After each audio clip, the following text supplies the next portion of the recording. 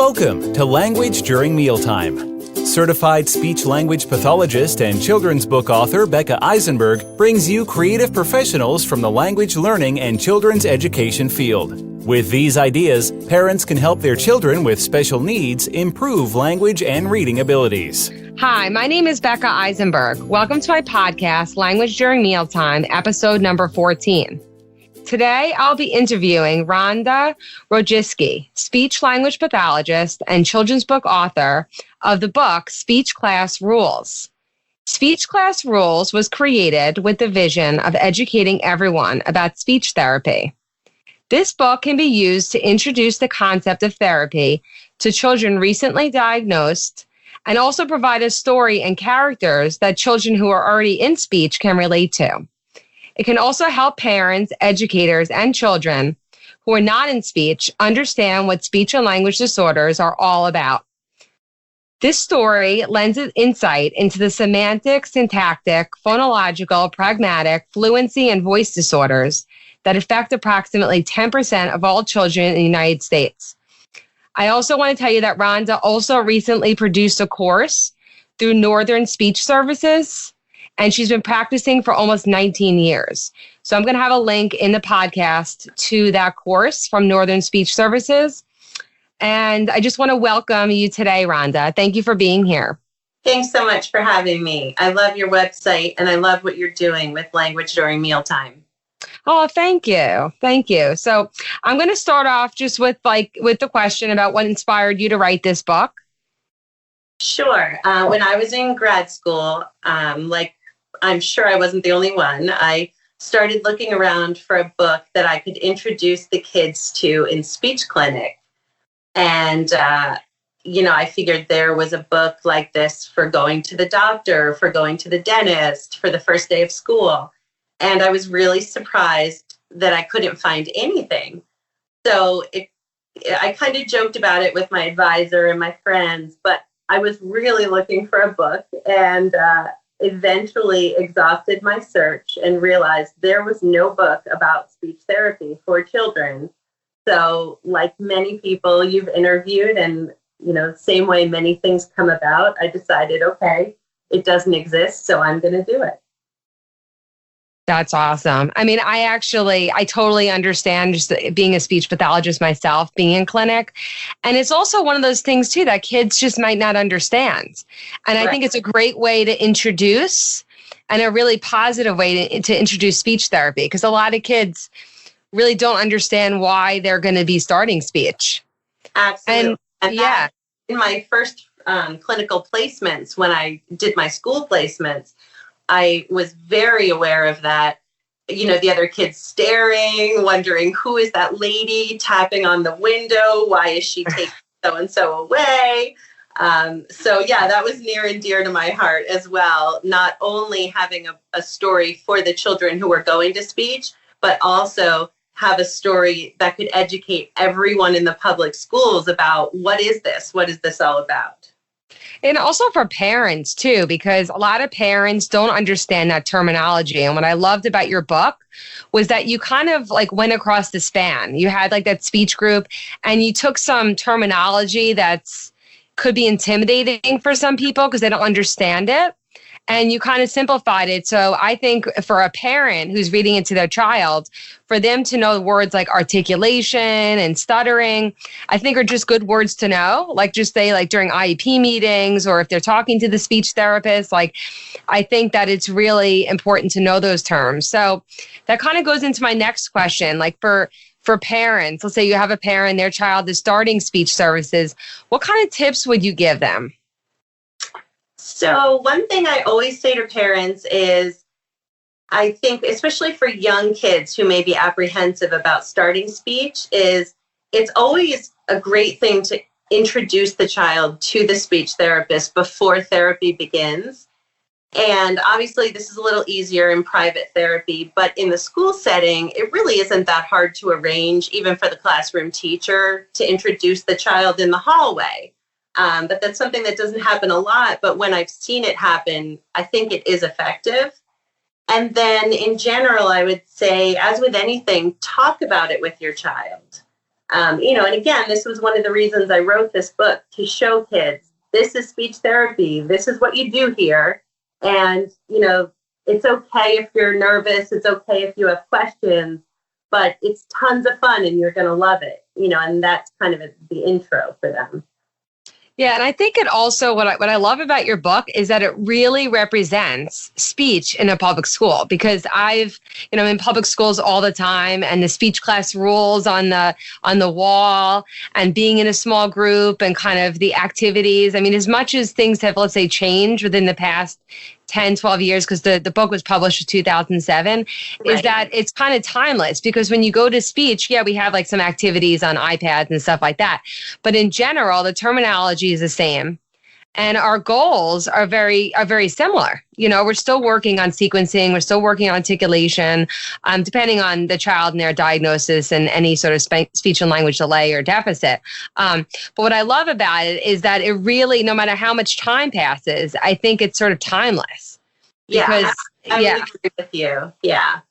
And the funny thing is, before I wrote the book, I actually literally, people have asked me this, and it is true, I literally had that piece of paper on my wall in my speech therapy room in my office of speech class rules. So it wasn't something I just wrote for the book. The book wrote itself because I made that the very first year that I worked in the schools and hung it in my office. And most speech therapists do have like a speech class rules on their board, because I was recently evaluating a child, and I was sitting in speech with him, and they had a speech class rules right on the board there. So it reminds me, it just reminds me so much of that session, and they were doing sequencing and whatever. So I didn't realize that until one time I was searching for my book title. I was doing a Google search, and I came up with not only my book, but all of these links to Pinterest and different school speech path sites, their personal page that listed their speech class rules. And I thought, oh, that's so funny. We all do that. I didn't realize that at first. Exactly. Yeah. Yeah. So, and the other thing too, I want to say about your book before I forget and I move on to the next question, is that I like the concept of graduating. Because I think some kids also don't know that once they start it, they feel like it's going to be kind of long term. That always has to be long term. And for some kids, it is long term. But I think the concept of graduating is also good to know for children and for parents about that, when they do reach their goals and they're ready to graduate, they can graduate from speech. Right. And that actually came from a real life place as well. When I was doing one of my school placements in graduate school, I was at the University of Hawaii, and I was working at a school in Honolulu. And the SLP that I was working under, she actually did this. She had a full-fledged graduation at the end of every year in the gymnasium. And I can't tell you the amount of work she put into it. It was so awesome. And all of the kids they got to invite whoever they wanted, because it was their day, it was their assembly. And so all of their parents, grandparents, cousins, especially in Hawaii where families are so big, everyone came to support them. And she presented each one with a diploma on the stage. And of course, she put a flower lei around their neck, and they each got the opportunity to say something. And so that's also another backdrop for my story, which came from that experience, because, the year I was with her, I assisted her in running the speech graduation. Wow, that's great. That's amazing. I love that. Really that's the kind of thing. That's why I love podcasting, because I would never know that about this. That's great. That's awesome. So the other thing that I did notice about your book here is the text, was that the text is a little bit larger. And I was just wondering, with why you made the text larger. Was there any sort of thoughts behind it? Absolutely. Yeah. Everything was intentional. I don't think there was anything I didn't think about, laying up at night when I was. Yeah, no, I understand. So I tried to make the book as inclusive as possible on all levels, of course. And not only that, but this book is intended not only for kids to sit down and read, but it works for a read aloud for a group. And obviously, the bigger text is more helpful if you're sitting in circle time, or you're sitting in front of a classroom, or you're at a table in speech therapy. And then something else I did with the text, I put the speech therapy words or terms in different colors to make them pop. And I also, trying to think how to say it, as the kids read along, when I do group readings, I put the quote unquote speech rules also in color. And what has basically happened when I do readings is that I pause intentionally before the rule, and then ultimately the kids always read it out loud, and it becomes more of an interactive activity, which is fun. Text being larger when you're having read alouds, or you're having just being in a group, because it does make it so much easier for the kids to follow along and to look at the text. Right. And then the pop of color is because I'm producing those terms, because it's not only, like a fun read along storybook, but there's content that I'm trying to teach all of the kids, who are hearing the story. And so when they see the word while they hear the word, and it's like what we do, it's a new vocabulary word. Yeah. So it's another way to differentiate it and draw their attention to it. That's great. So what kind of feedback have you gotten from the book? Because it's been, I guess, 12 years since it's been published? I can't believe it's been 12 years. So the single best feedback I ever received was one day I received a phone call from then ASHA president, Dr. Tommy Robinson. And he had discovered my book, and he called me to ask if I would be his guest of honor at the Scottish Rite National Convention in Washington, D.C. Oh, wow. So that was super fun. He presented my book. It was tied up in a red ribbon on everyone's dinner plates at the end of the week at their banquet. And after dinner, he had this big velvet table in the back of the room, and I signed everyone's copies.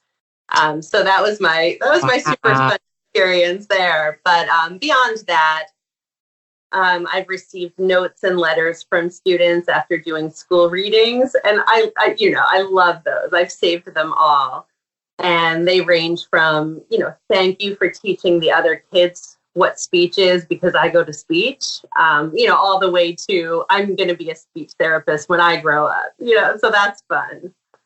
Wow, that's so nice. I mean, that's amazing. That really is. Like on a professional level, obviously over the years, I've heard from a lot of SLPs.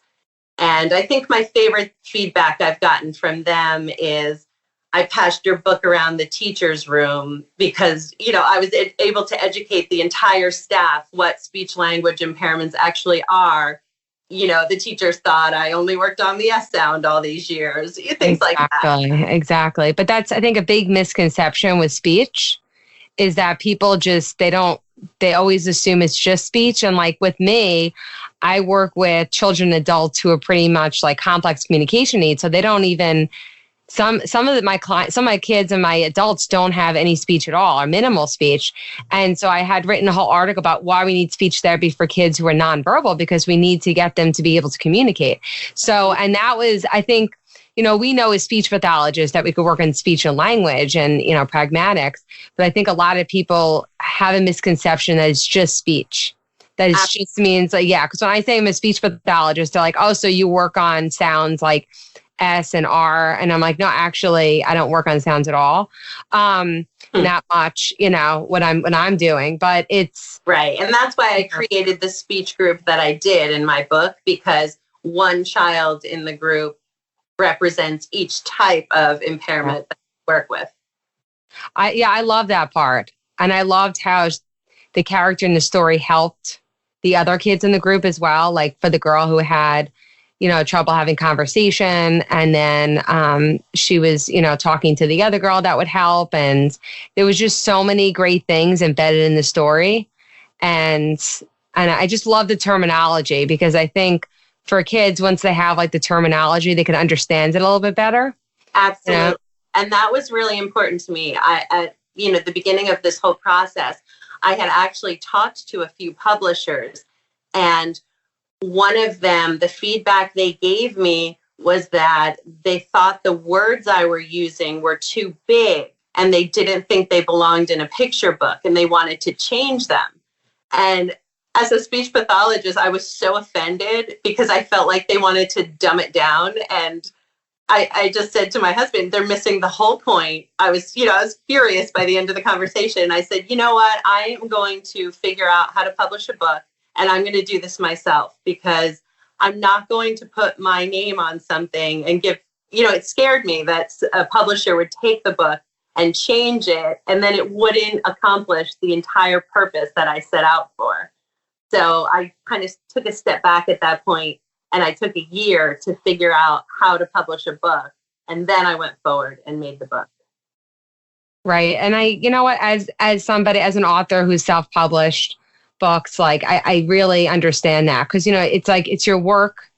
And you want to be able to get it out there in the exact way that you wanted to get out there, and having that terminology on there as a speech pathologist, I think it's really, really important. So, and then I just was hoping that you'd also talk about the questions at the end that you have and the resources. Yep. So at the end of the story, I have 3 sections. I have questions for the classroom, and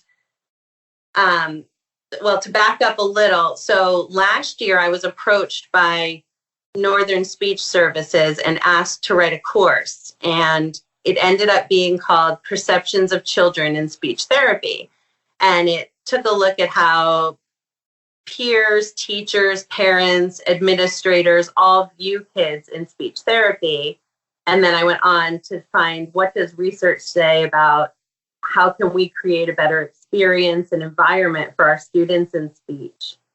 As well as I even dipped into how can bullying in speech be dealt with directly? And the single most important thing research shows to change perceptions is that education alone is not enough. The key is that education and shared experiences together change perceptions. So I was so excited when I discovered this, because without even realizing, obviously, that research initially, I had created this section in the back of my book that after the story, whoever's reading to the kids, asks a list of questions and allows the opportunity for kids who are currently in speech to talk about their experiences, and for children not in speech to ask what they're curious about. And so it becomes a shared learning experience. So that was really gratifying when I uncovered that research, and I thought, oh, this is perfect. This is what I did without even realizing, I hadn't looked into that aspect of it yet. I just did it, I think, probably naturally because I'm a speech pathologist. Well, yeah, exactly. Because I think it's natural to want to do some sort of carryover questions. Absolutely. For parents and also for teachers. And I think... And we always make everything inclusive. So that's kind of was where the angle I was coming from, Then also I have a section of questions for home. And this is where kids can talk it through with their parents.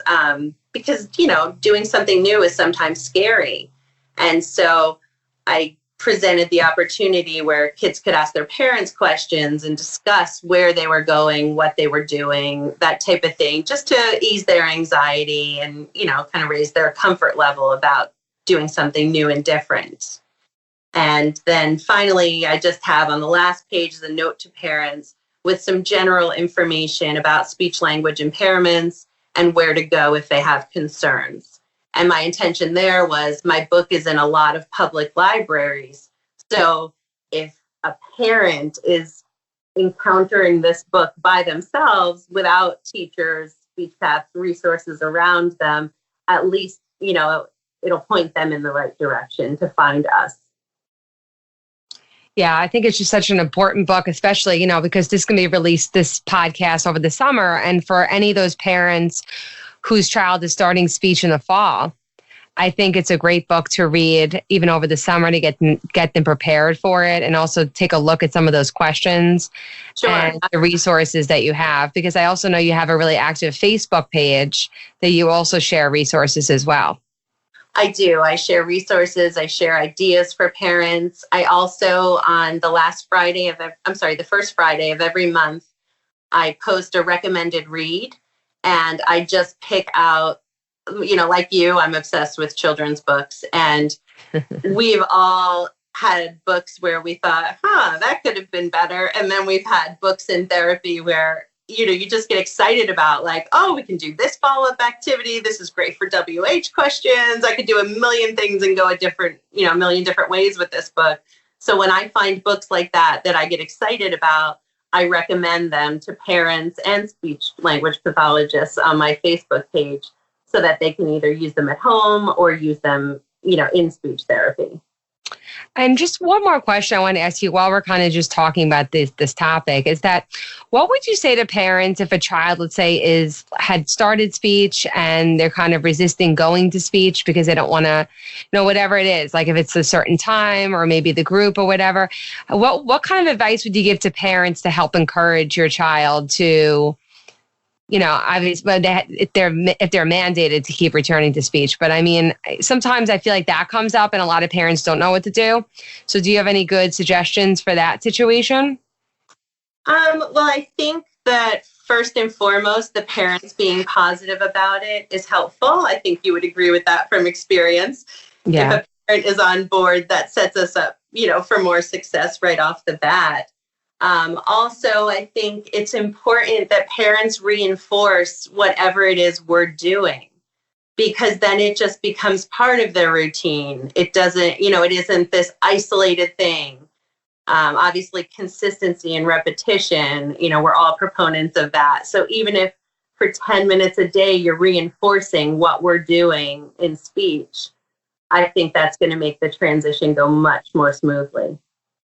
Right. And then what I always say to parents too is that don't be so worried about reaching out to the speech therapist, speech pathologist. Like, absolutely, reach out to him or her, talk to them about any sort of issues coming up, and then let them talk to your child about it and resolve some of those things, because sometimes it may be something that's easily solved.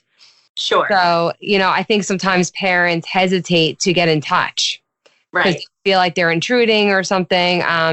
But what I always say, because I work with a lot of parents, is that the more involvement I have with the parents, the better, because then there's more carryover at home.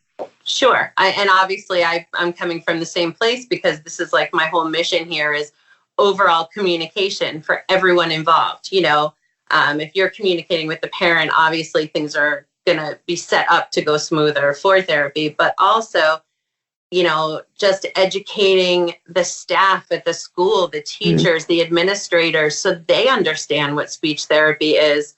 That trickles down, and then if the kids have a general awareness. Something I like to throw out to SLPs, because we're all so busy and we're overscheduled and we don't have enough minutes in the day, is take speech class rules and give it to the media specialist. Have the media specialist do a reading, and depending on the size of the school, they could do grade level. They could even combine grade levels. And then the SLP can come in at the end to go over the discussion questions.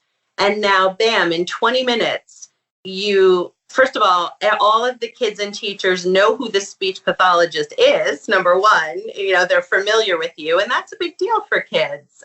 Just being familiar with this new person I'm being told to work with. And number two, now every student in the school is educated about speech language impairment. And then the bonus and the hopefully is that teachers and administrators were in at that session, at that reading, and now they're educated too. And then from there, it's just so much easier. And it's like a wham, bam, educate everyone in the whole school activity. Yeah, it's also even good for parents too, as well. I mean, even in like an orientation, like just to be written as a resource for parents, or even recommended at like an IEP meeting. If, let's say, a child is starting speech, and recommending to the parents, hey, you might want to get this book because it might help you introduce, this to your child so they know what to expect. Yeah, actually, I was contacted by an English school in the Philippines who asked me for permission. They had a few special needs kids in their school, but they found someone on staff had encountered my book, and they asked if they could actually use my book as a theme for back to school night? And I said, of course. So that's what they did. And that's how they introduced the concept of, special services, but also on a bigger level, just acceptance of special needs, which was really cool. That's awesome. So is there anything else you'd like to talk about before we end?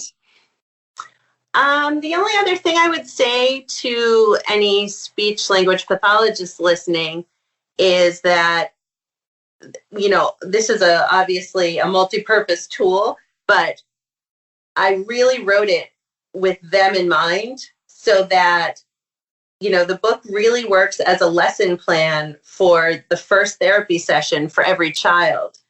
So at the beginning of the school year, this is technically a lesson plan for every kid for their first session. So you could knock your whole first couple of days out with reading the book, discussing it with each of your speech groups, and, explaining this is speech, this is what we do, what questions do you have? And then, like I said, to get to the rest of the school, often it's most effective to go through classroom teachers or the media specialist. But my vision for this book is that this is how we can get the information out so everyone understands this is who we are, this is what we do, this is what's going on in our little office that's tucked up on the third floor in the corner. Yeah. As it so often is.